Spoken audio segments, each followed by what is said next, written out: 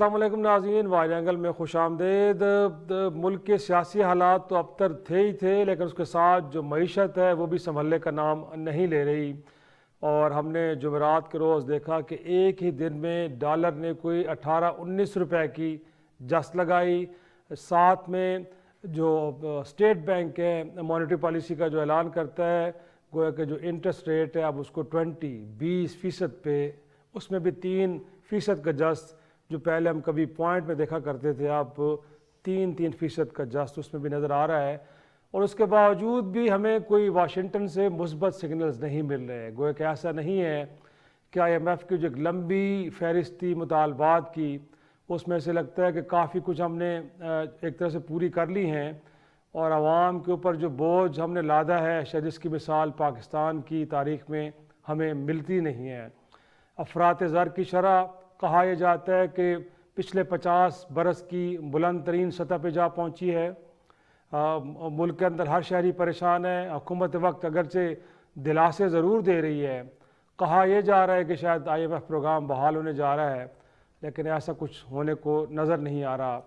اب دیکھنا یہ ہے کہ عوام نے اب تک مزید کتنی اور کڑوی گولیاں نگلنی ہیں، اور کیا ان میں کوئی سخت باقی بھی رہ گئی ہے، اور مور امپورٹنٹلی یہ بھی جاننے کی کوشش کریں گے کہ IMF کیوں اتنا ڈیلے کر رہے ہیں، وہ کون سی ایسی شرائط ہیں جو پاکستان پوری نہیں کر پا رہا، یا کچھ اور ایک ڈیمانڈ لسٹ ہے جو منظر عام پہ آئی نہیں اور پاکستان سے آگے جا کے شیئر کی جائے گی۔ اور ساتھ میں جو ہم دوست ممالک کے اوپر تکیہ کر کے بیٹھے تھے، اب وہاں سے بھی بڑی طویل خاموشی ہے، کوئی مثبت اشارے نہیں مل رہے۔ کیا وجوہات ہیں؟ کیا ان کو بھی کہیں سے سگنلز آ رہے ہیں کہ جب تک IMF پروگرام بحال نہیں ہوگا وہ بھی پاکستان کی طرف مدد کا ہاتھ نہیں بڑھائیں گے؟ آج پھر ہمارے ساتھ موجود ہیں مہتاب حیدر صاحب، کسی تعارف کے محتاج نہیں ہیں، سینئر صحافی ہیں اور معیشت کے اوپر بڑی گہری نظر رکھتے ہیں۔ ان کے ساتھ ہمارے چیف رپورٹر ثناء اللہ خان صاحب، آپ بھی معیشت کے معاملات کو بڑی قریب سے دیکھتے ہیں، تو آج انہی کے ذریعے ہم جاننا چاہیں گے کہ صورتحال کس طرف بڑھ رہی ہے، ہم جا کس طرف رہے ہیں، اور جو بار بار بات پچھلے 3-4 ماہ سے کی جا رہی ہے کہ شاید پاکستان یا تو ٹیکنیکلی ڈیفالٹ کر چکا ہے یا کرنے جا رہا ہے، ہو کیا رہا ہے؟ مہتاب، یہی سوال میں آپ کے سامنے رکھوں گا۔ ایک تو اوورال پکچر ڈرا کریں کہ اس وقت صورتحال ہے کیا معیشت کی؟ دیکھیں، بنیادی طور پہ پاکستان کی جو اکنامک سچویشن ہے، یہ کرائسس صرف اکنامک کرائسس نہیں ہے، یہ پولیٹیکل انسٹیبلٹی کا کرائسس ہے، یہ مورل کرائسس ہے، یہ اکنامک کرائسس بھی ہے، اور یہ چیزیں ملٹیپلائی ہو رہی ہیں۔ اس ٹائم صورتحال یہ ہے کہ ہم IMF کے پروگرام کی ریوائیول کی کوشش کر رہے ہیں۔ پہلے عمران خان صاحب نے IMF کے ساتھ ایک ایگریمنٹ کیا، اس کو بریچ کیا، پھر مفتاح صاحب آئے، انہوں نے IMF کے پروگرام کو ریوائیو کرنے کے لیے کوششیں کیں، بجٹ پیش کیا، بجٹ کو ریوائز کیا، الٹیمیٹلی IMF کا پروگرام ریوائیو ہوا۔ لیکن اس کے باوجود جو ہمارے بائیلیٹرل فرینڈس تھے، انہوں نے جو کمٹمنٹس کی تھیں وہ پوری نہیں کی۔ ڈار صاحب آئے، ڈار صاحب نے پھر ریورس کی چیزیں، پہلے پیٹرول کی قیمتیں نہیں بڑھائیں، ایکسچینج ریٹ کو آرٹیفیشلی مینیج کرنے کی کوشش کی، اور انہوں نے کوشش کی کہ ہم اپنے فرینڈس کے ذریعے پیسے لے لیں اور ایک اسٹرینتھ کے ساتھ IMF سے بات چیت کریں۔ اس میں وہ ناکام ہوئے۔ صحیح۔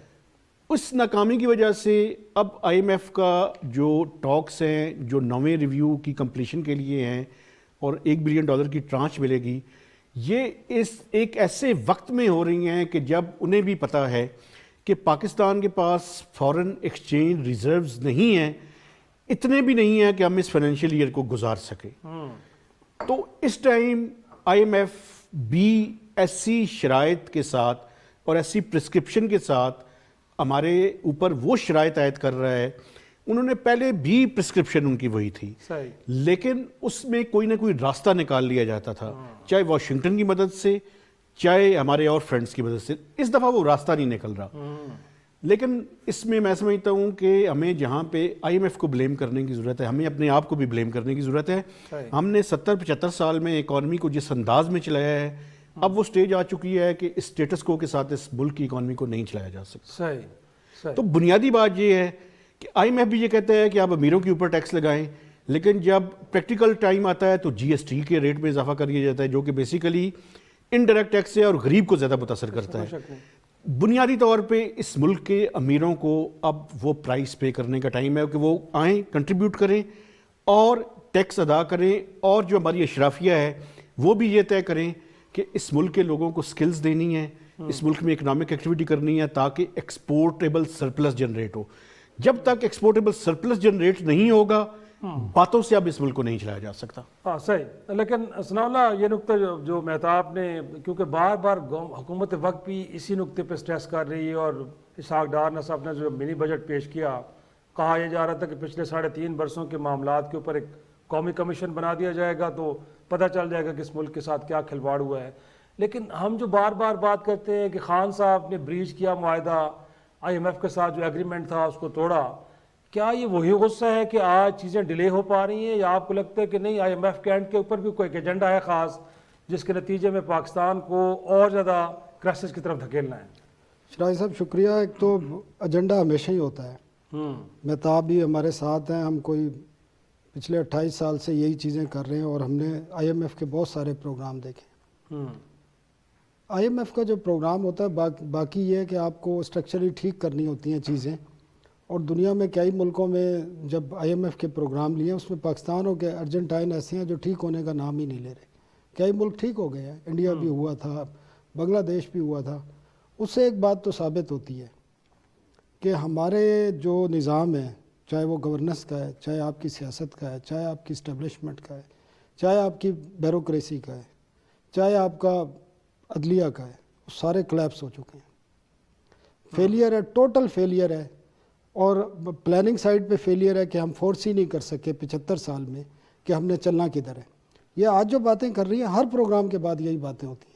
لیکن یہاں پہ ایبیلٹی کا ایشو ہے یا نیت کا پرابلم ہے؟ سر دونوں چیزیں ہیں. ایبیلٹی بھی وہ میں بعض دفعہ دوستوں سے کہتا ہوں کہ اب اس قوم نے بدقسمتی سے نا جالب فراز اور فیض احمد فیض پیدا کرنا چھوڑ دیا. ہماری زمین بنجر ہو گئی ہے، مجھے ایسا لگتا ہے. لیکن وہ شوکت ترین صاحب ہوں، شوکت عزیز صاحب ہوں، سر حفیظ شیخ صاحب ہوں، یہ سارے لوگ عالمی ماتیاداروں کے ریجن کے سربراہ کے طور پر لیکن وہ سارے لوگ یہاں بزنس مین بھی ہیں، ان کے اپنے بزنس پرافٹ میں جا رہے ہیں. آپ یہ دیکھیں نا. اچھا، مطلب ایک نیت کا پرابلم زیادہ ہے آپ کے خیال میں؟ جی نیت کا تو مسئلہ ہے نا.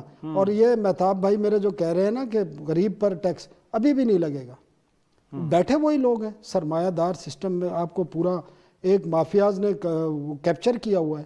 ہر سیکٹر میں مافیاز ہیں. آپ ٹیکسٹائل میں چلے جائیں، آپ سیمنٹ میں چلے جائیں، آپ کسی اور سیکٹر میں چلے جائیں، بینکنگ میں چلے جائیں، اور میں چلے جائیں، کارٹل بنے ہوئے ہیں. میڈیا میں چلے جائیں، سب جگہ کارٹل بنے ہوئے ہیں.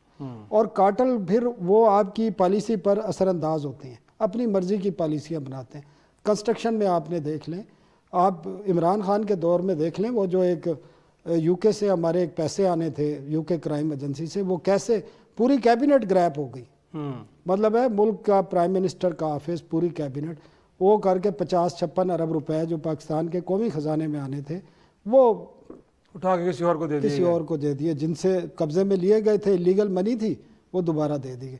تو آپ کا نظام ہی پورا کلیپس کر چکا ہے. اس سارے کو ریوائیو کرنے کے لیے اور آپ کو ایز اے نیشن قوم بن کے اٹھنا پڑے گا. دنیا میں اٹھی ہیں قومیں، چائنا اٹھا ہے. آپ ہمیں چھوڑ دیں، ایران کو دیکھ لیں. ایران کو کتنے سال ہو گئے پابندیاں لگے. صحیح. آپ نے ایران وزٹ کیا، ہم نے بھی کیا. آپ دیکھ لیں وہ قوم نے ہر چیز خود بنا لی ہے نا. ہم تو ہر چیز امپورٹ کرنے کے لیے کھڑے ہیں. ہم دالیں بھی امپورٹ کرتے ہیں، ہم چائے بھی امپورٹ کرتے ہیں، ہم $2-2.5 ارب کے موبائل بھی امپورٹ کرتے ہیں. ہم تو سب کچھ امپورٹ کرتے ہیں. تو آپ کے ملک میں ڈالر پھر کہاں بچے گا؟ صحیح. لیکن وہ جو آپ کہہ رہے ہیں نا کہ اوپر اٹھنے کے لیے اب آپ کو اپنی مرضی کے فیصلے اور خود فیصلے کرنے ہوں گے. جی قوم بننا ہوگا، پوری قوم کو یکجا ہونا پڑے گا. لیکن وہ سپیس اویلیبل ہے کہ نہیں؟ کیا جس طرح ہم چنگل میں پھنس چکے ہیں اور ہمیں ڈکٹیٹ کروایا جا رہا ہے، جو صورتحال اس وقت ہمیں دیکھنے کو میرے ناظرین، اسے تو لگتا یہ ہے کیونکہ واشنگٹن میں یا کہیں اور بیٹھ کے ڈکٹیشن دے رہا ہے اور ہمارے پاس ایک ہی آپشن ہے کہ ہم نے اس پہ عمل درآمد کرنا ہے. اس سے زیادہ ہمارے پاس سپیس اویلیبل نہیں ہے. ایک چھوٹا سا بریک لیں گے اور بریک کے بعد میں آپ کے سامنے یہی نقطہ رکھوں گا کہ کیا ہمارے پاس یہ سپیس ہے کہ ہم اپنے فیصلے خود پر کر پائیں، یا ڈکٹیشن آئے گی اسی پہ عمل درآمد کرنا پڑے گا. اور مور امپورٹنٹلی IMF اور ہم سے اب کیا چاہ رہا ہے، کیا ایسا ہم نے اور کرنا ہے جس کے بعد یہ پروگرام بحال ہوگا. ایک بریک کے بعد واپس آئیں. پروگرام میں ایک بار پھر خوش آمدید. مہتاب، یہی نقطہ اور کتنی کڑوی گولیاں ہیں جو ان کی پاکٹ میں پڑی ہیں اور ہمارے سامنے پیش ہونی ہیں ابھی؟ دیکھیں بنیادی طور پہ آئی ایم ایف کو بلیم میں کرتا ہوں، اور اس کی وجہ یہ ہے کہ ان کا ایجنڈا ہے، اس میں کوئی شک نہیں ہے. بلکہ لاسٹ 2-3 دن پہلے جو سٹوریز ہم نے کیں اس میں بھی جو بنیادی بات تھی وہ یہ تھی کہ آئی ایم ایف اسی طرح کی شرائط پیش کر رہا ہے جو انہوں نے 1998 میں کی تھی. 1998 ایک بڑا سگنیفیکنٹ حوالہ ہے، چونکہ آپ کو یاد ہوگا کہ پاکستان نے اس ٹائم نیوکلیر ایکسپلوژنس کیے تھے، اور واشنگٹن میں اور باقی جو کیپٹلز تھے ان میں یہ تھا کہ پاکستان کو اس کی ایک سزا یا ایک قیمت ادا کرنی پڑے گی. اور اس ٹائم کوئی بتایا جاتا ہے کہ کچھ 24 پرائر ایکشنز تھے جو آئی ایم ایف نے اور ورلڈ بینک نے حکومت پاکستان کے سامنے رکھے تھے کہ آپ یہ 24 پرائر ایکشنز لیں گے تو آئی ایم ایف اور ورلڈ بینک کا پروگرام ریوائیو ہوں گے. اسی طرح کی شرائط ہیں، آئی ایم ایف کی شرائط سخت ہیں، لیکن دیکھیں آئی ایم ایف کو تو ہم بلیم کرتے ہیں، ان کا ایجنڈا ہے. کیا ہمیں نہیں پتا تھا کہ ان کا ایجنڈا ہے؟ میں سمجھتا ہوں کہ ہمیں پتا تھا.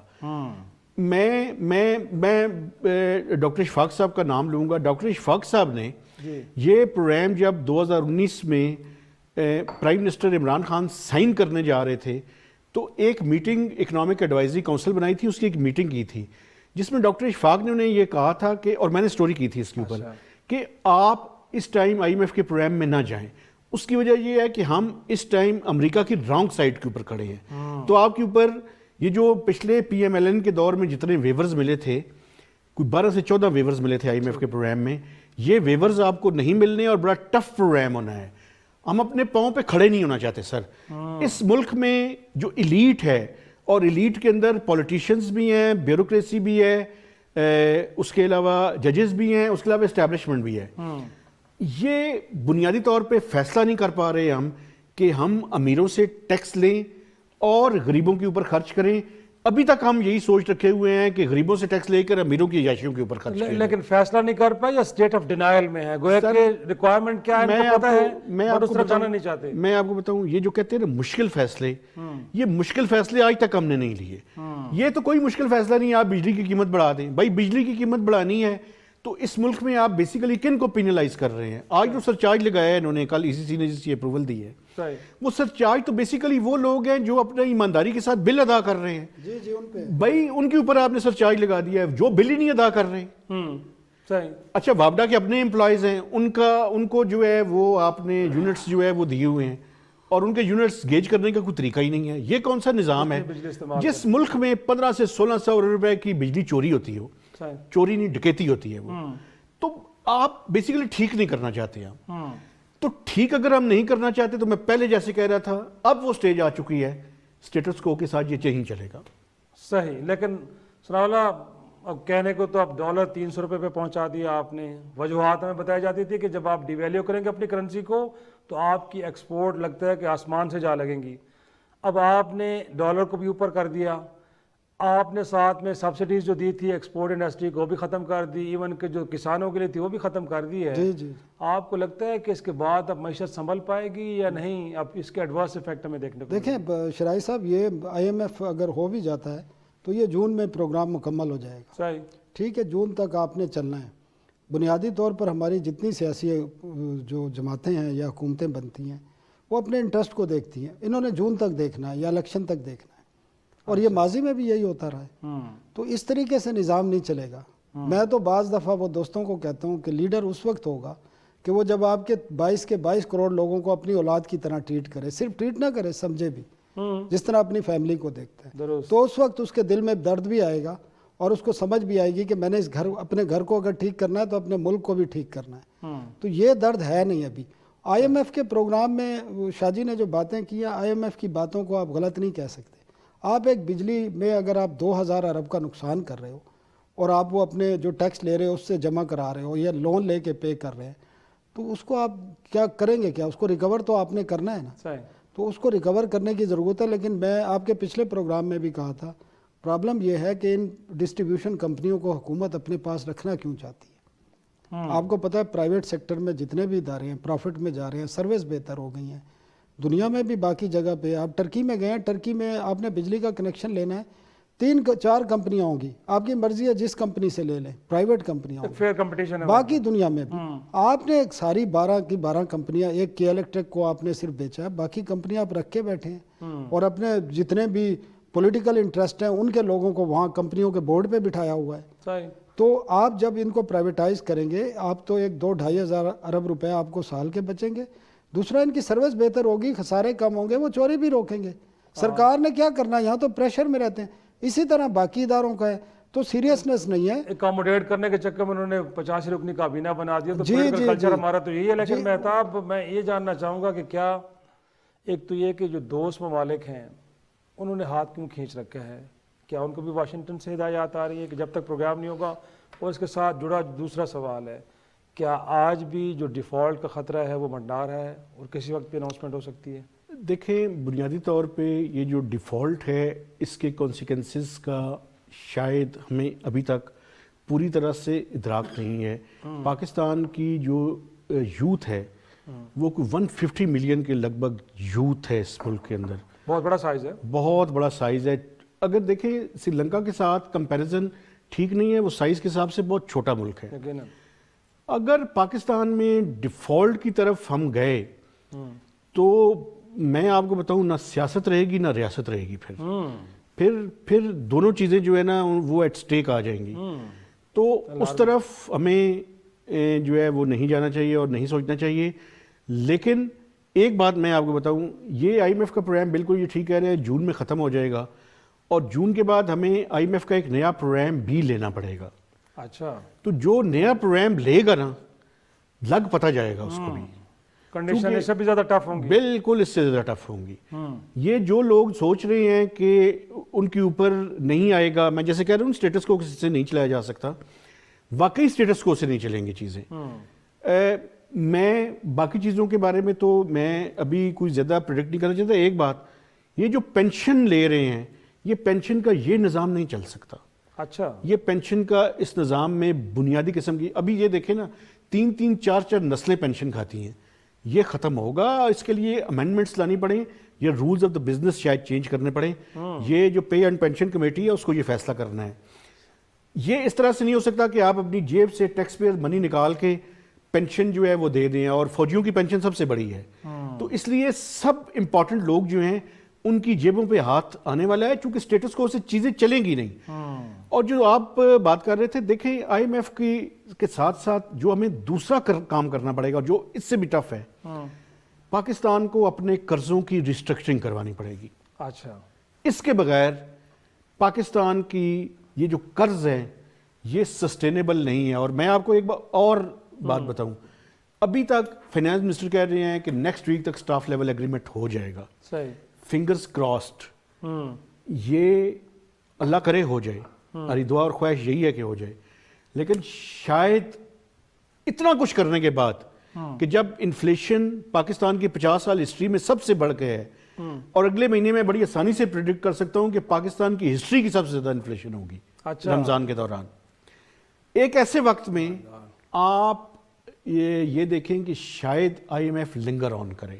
اچھا, اگر آئی ایم ایف, یہ خطرہ ہے, یہ میں اس کو خدشہ موجود ہے.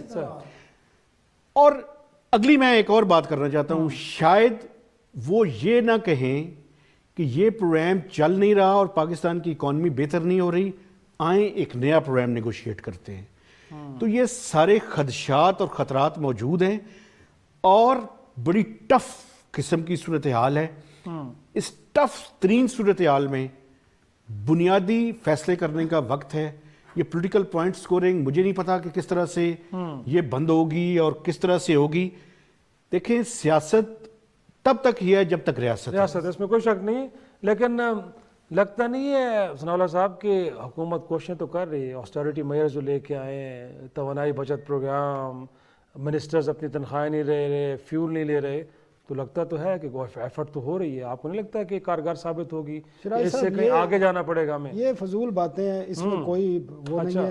جس ملک کا جو ڈیفیسٹ ہو وہ کئی ہزار 4-5 ہزار ارب تک پہنچ جائے, اس سے بھی زیادہ ہو جائے, تو اس میں یہ 100-150 ارب جو کہنے تک ہے صرف, وہ کوئی میٹر نہیں کرتے. اور وزیر کوئی اس لیے نہیں بنتا, میں نے پہلے بھی کہا تھا کہ اس نے تنخواہ لینی ہے. تنخواہ کے لیے کوئی وزیر نہیں بنتا اتنی ترلے کر کے 85-90 وزیر بنتے ہیں، وہ تنخواہ کے لیے نہیں بنتے، وہ اور چیزیں بڑی ہوتی ہیں اس ملک میں، آپ کو بھی نظر آ رہا ہے۔ میں شاہ جی کی ایک بات کو جو آپ نے ہم سے پوچھا تھا کہ IMF اگر ڈیفالٹ ہو جاتا ہے، اگر ڈیفالٹ ہو جاتا ہے نا، اس وقت 31% ہے آپ کی انفلیشن، اگر ڈیفالٹ ہوتا ہے تو یہ 150% ہوگی، بلیو 150% ہوگی پھر انفلیشن، اور 150% بھی ایسے ہوگی کہ آپ کو پھر کوئی چیز نہیں ملے گی، ٹھیک ہے نا۔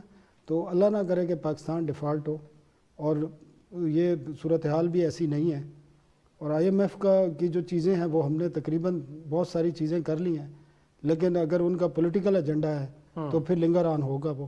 اگر پولیٹیکل ایجنڈا نہیں ہے، جس طرح ہم نے کچھ 1-2 دن پہلے رپورٹ بھی کیا تھا، صورتحال انتہائی خراب ہے، اور یہ سیاستدانوں کو یہ سمجھنے کی ضرورت ہے کہ اگر یہ ابھی بھی انہوں نے ہوش کے ناخن نہ لیے تو یہ پھر انفلیشن 31% نہیں رہے گی۔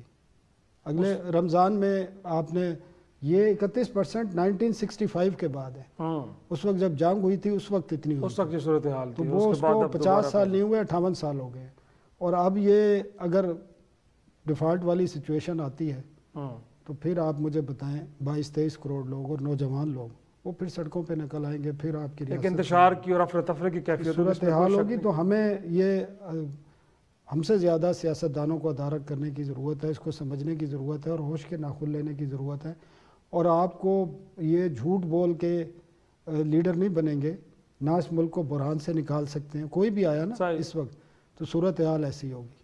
یقینی طور پہ ناظرین واقعی اس میں کوئی شک نہیں ہے کہ صورتحال بڑی ہی گھمبیر ہے، اور اس گھمبیر صورتحال کا صرف اظہار کافی نہیں ہے، بلکہ اس کے علاج کے لیے جو سیاستدانوں کے ملک کی قیادت کے اینڈ پہ جو ایکشنز ہیں وہ شاید ہمیں اس طرح سنجیدہ نظر نہیں آ رہے۔ یقینی طور پہ اگر اس ملک کو بچانا، جیسے مہتاب بھی کہہ رہے ہیں، ریاست بچے گی تو سیاست بھی ہوگی، اور اگر اس بات کا ادراک کر لیا سیاستدانوں نے تو ان کے عمل میں اس کا اظہار بھی ہونا چاہیے۔ ایک چھوٹا سا بریک کے بعد آئیں گے تو پھر ملک کی جو سیاسی صورتحال ہے، یہ ٹمپریچر کیسے نیچے آئے گا، اس کو بھی ذرا ڈسکس ڈیبیٹ کرتے ہیں چھوٹی سی بریک کے بعد۔ پروگرام میں ایک بار پھر خوش آمدید، اور بریک کے بعد ناظرین ہمیں جوائن کیا ہے امتیاز گل صاحب، کسی تعارف کے محتاج نہیں، سینئر تجزیہ کار، صحافی، اور ان سے ہم بات کریں گے اس وقت جو سپریم کورٹ کی ججمنٹ آئی ہے، جس میں بہرحال یہ واضح طور پہ کہہ دیا گیا ہے کہ ملک میں کہیں بھی اگر اسمبلی ڈیزالو ہو تو 90 روز کے اندر الیکشن کرانا لازم ہے، آئین یہی کہتا ہے، اور اس حوالے سے جو ایک کنفیوژن تھی کہ الیکشن کا اعلان کس نے کرنا ہے، گویا کہ اس کی بھی وضاحت کر دی گئی ہے کہ صوبوں میں جہاں پہ ریزولوشن کے سمری کے اوپر گورنرز نے دستخط کیے ہیں وہاں پہ گورنر صاحب کو ہی الیکشن کی تاریخ دینی ہے، اور جہاں پہ گورنر صاحب انکار کر دیں تو وہاں پہ صدر پاکستان کو آئین کے آرٹیکل 57(1) کے تحت یہ اختیار حاصل ہے کہ وہ الیکشن کی تاریخ دے سکتا ہے۔ ساتھ میں الیکشن کمیشن سے یہ بھی کہہ دیا گیا ہے کہ وہ ایک میننگ فل مشاورت کے بعد اس معاملے کو آگے لے کے چلے۔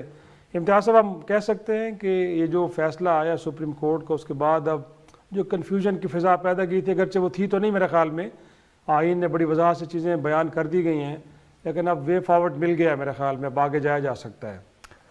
اس میں دیکھیں، ہمارے سیاستدان جنرلی وہ اپنی سیاسی لڑائیاں لڑتے ہوئے پاکستان کو بھول جاتے ہیں اور کچھ بنیادی اصولوں کو بھی بھول جاتے ہیں۔ یعنی جس انداز میں مسلم لیگ نے خاص طور پہ اس فیصلے کو متنازع بنانے کی کوشش کی، مجھے جرمنی کا ایک واقعہ یاد آیا کہ جب ان کا فیصلہ ہو رہا تھا 1997 میں کہ ہم نے دارالحکومت بون سے برلین منتقل کرنا ہے، تو ان دنوں اتفاق تھا، میں بھی ادھر تھا، بہت زبردست قسم کی اس ریفرینڈم سے پہلے ڈسکشنز ہو رہی تھیں۔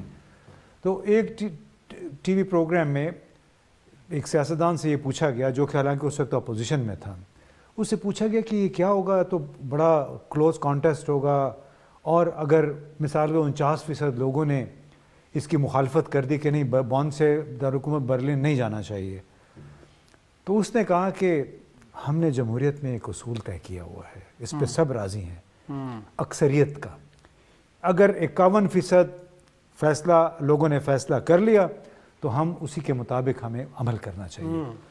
یہاں پہ بالکل ایک عجیب سی منطق ان لوگوں نے پیش کی، کل اعظم نذیر تارڑ صاحب بھی یہ بات کر رہے تھے کہ چونکہ دو جج پہلے اس بنیاد پہ علیحدہ ہو گئے, ان 2 ججوں نے اختلاف کیا, لہٰذا ہمارے خیال سے 4 اور 3 سے یہ فیصلہ ہوا ہے. حالانکہ دنیا میں کون سا ایسا بینچ ہوتا ہے کسی بھی عدالت میں, 5 رکنی بینچ ہے, اس کا کوئی تعلق نہیں ہے کہ اس میں ماضی میں کون تھا, اور اس میں کسی فٹ نوٹ میں انہوں نے یہ بھی کہا ہے کہ ریکانسٹیٹیوشن آف دا بینچ جس میں 5 لوگ ہیں. ٹھیک ہے, اب جب اس کی اکثریت نے فیصلہ دے دیا تو خدا کے بندو پاکستان کے اس مسائل کو آپ سامنے رکھیں, جو شدید اقتصادی مسائل پیدا ہو گئے ہیں وہ بھی اسی چھوٹے پن کی وجہ سے ہوئے ہیں. یہ گو مگو کی کیفیت, اور آپ کچھ بنیادی اصول مان نہیں رہے, کچھ بنیادی اصلاحات نہیں کر رہے ہیں, جس کی وجہ سے پاکستان آج اس حال کو پہنچا ہے. تو مجھے بڑی خوشی ہوتی ہے اگر کل اعظم نذیر تارڑ صاحب اس قسم کے دلائل نہ دے, ویسے بڑے بھلے مانس ہیں, لیکن یہ جو انہوں نے کل دلیل دی, میں حیران رہ گیا کہ دنیا میں کہاں ہوتا ہے کہ آپ 5 رکنی بینچ میں آپ 2 ان ججوں کو بھی شامل کر دیں جو کہ اس سے خود کو, اور اپنے دیش میں بینچ 7 رکنی بنا دیں آپ. جی لیکن انفیکٹ امتیاز صاحب لگتا کیا ہے, وہ کہتے ہیں سیاستدان اپنے فیصلوں میں آزاد نہیں. آپ کو تو لگتا ہے نا کہ جی پاکستان فرسٹ ان کے سامنے ہے نہیں, اگرچہ ان کا بیانیہ یہ ہے کہ ان کا جینا مرنا اس ملک کے ساتھ ہے, لیکن آپ کو لگتا ہے کہ چیزیں کہیں اور سے ڈائریکٹ ہو رہی ہیں اور سیاستدان خود جو فیصلے کر نہیں پا رہے, اس لیے اسٹیٹ آف کنفیوژن ابھی تک برقرار ہے؟ دیکھیں جی, یہ سیاستدان کوئی روٹی کو چوچو کہنے والے تو نہیں ہیں, ہرگز نہیں ہے. دودھو بھی نہیں کہتے ہیں دودھ کو. یعنی یہ اگر یہ کہہ دیں کہ ہمیں ہمارے کندھوں پہ کسی نے رکھ کے بندوق چلائی ہے تو پھر ان سے بڑا بدخیانت انسان کوئی نہیں ہے. یعنی کیا ان کو سمجھ نہیں آ رہی تھی کہ جب ہم اس پہ پہلے بھی کئی دفعہ بات کر چکے ہیں کہ گزشتہ سال فروری میں دنیا بھر کے حالات خراب ہونے شروع ہو گئے تھے. آپ نے دیکھا برطانیہ میں جس سے 17-18% افراط زر کی شرح پہنچ چکی ہے. تو ان لوگوں نے بلا شبہ کسی کو استعمال کیا, لہٰذا یہ باتیں بے وقوفی میں, کوتاہ اندیشی میں, ان لوگوں نے اقتدار سنبھالنے کی جلدی میں عدم اعتماد کا وہ بلاول سر کہتے ہیں کہ ووٹ کی طاقت سے انہوں نے نکالا ہے. ہاں, جس ووٹ کو انہوں نے سندھ ہاؤس میں بھی قابو کر لیا تھا, پھر میریٹ ہوٹل میں بھی قابو کر لیا تھا, اپنی مرضی سے اس ووٹ کو چلا رہے تھے. لیکن بلاول کہے یا زرداری کہے یا شہباز شریف صاحب جو کہیں, اس تاریخ ان لوگوں کو کوتاہ اندیشی کے لیے ضرور انڈائٹ کرے گی, ضرور یاد رکھے گی کہ دنیا بھر کرائسس کا شکار ہو رہی تھی, وہ اس کرائسس میں آ کے کود کے حکومت انہوں نے سنبھالی. ناظرین ایک چھوٹا سا بریک, اور بریک کے بعد جب واپس آئیں گے تو یہ جاننے کی کوشش کریں گے کہ سیاستدانوں کو اس بات کا ادراک ہو بھی گیا ہے کہ حالات بڑے ابتر ہو چکے ہیں, اور ایسے میں سیاسی افہام و تفہیم بڑا ضروری ہے, تو اس کے باوجود بھی مل بیٹھنے سے گریزاں کیوں ہیں. ایک چھوٹا سا بریک سے واپس آئیں گے تو یہ گفتگو کریں گے.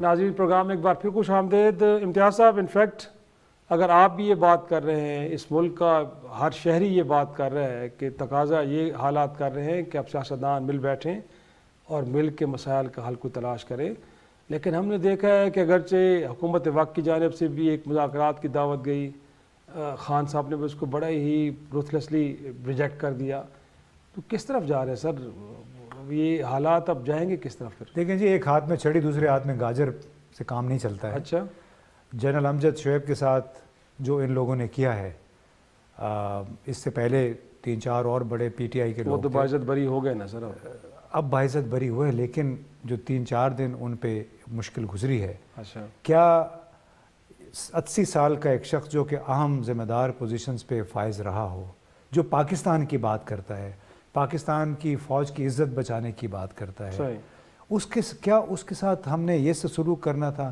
وہ پاکستان میں اس وجہ سے رہ رہے ہیں کہ ان کو ایک دن پولیس وین میں ڈال کے ان کی بیٹے کی عمر کا میجسٹریٹ ہوگا, اس کے سامنے پیش کیا جائے گا, وہ اپنی وضاحت پیش کر رہے ہوں گے. میں تو چلے میں نہیں بات کرتا, لیکن ایک انتہائی شرمناک صورتحال ہے. اس سے پہلے اعظم سواتی کے ساتھ جو کچھ ہوا, تو جب اس حالات میں حکومت ایک طرف جب ہر قسم کا پریشر ڈال رہی ہے, ہر قسم کی جس کو آپ کہتے ہیں فاشسٹ ٹیکٹک, آپ فاشسٹ نہ بھی کہیں, لیکن جو کل 1 گھنٹے تک وزیر داخلہ نے جس انداز میں پریس کانفرنس کی ہے, اس ماحول میں آپ کسی سے پھر یہ خیر کی توقع نہ کریں کہ وہ آپ ساتھ میں ان کو دانہ ڈالیں گے اور وہ چلتے ہوئے آ جائیں گے.